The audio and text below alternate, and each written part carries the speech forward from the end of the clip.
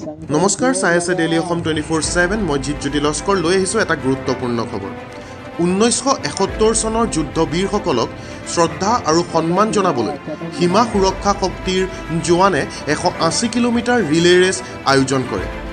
13-14 ডিচেম্বৰৰ মাজনিশা অনুষ্ঠিত হোৱা এই ৰেচটোত 11 ঘণ্টাত সম্পূৰ্ণ কৰিছিলে আৰু 930 জন পুৰুষ আৰু মহিলা জোৱানে অংশগ্ৰহণ কৰিছিল এই ৰিলে ৰেচটোত। প্ৰতিজন জোৱানে প্ৰায় 400ৰ পৰা 500 মিটাৰলৈকে দৌৰিছিলে। অনুষ্ঠানটো অনুপগড়ৰ APJ আব্দুল কালাম ষ্টেডিয়ামত অনুষ্ঠিত হৈছিল, য'ত 1971 চনৰ যুদ্ধত জড়িত BSF সৈনিকসকলক সন্মান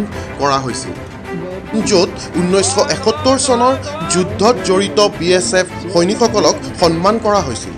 1971 চনত পাকিস্তানৰ পৰা বাংলাদেশক মুক্ত কৰাত ভাৰতৰ জয় চিহ্নিত কৰিবলৈ প্ৰতি বছৰে 16 ডিচেম্বৰত অনুষ্ঠিত হোৱা বিজয় দিৱস উদযাপনৰ এটা অংশ আছিল এই ৰিলে ৰেচটো।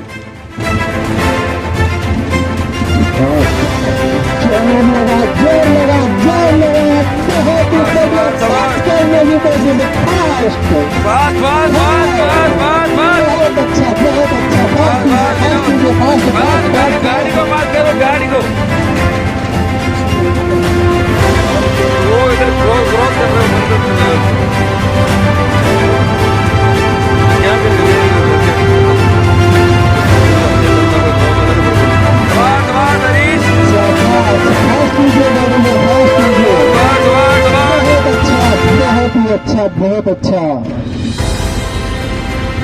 सवार स्लो गाड़ी को स्लो करो। चलो गाड़ी को स्लो थोड़ा स्लो गाड़ी है।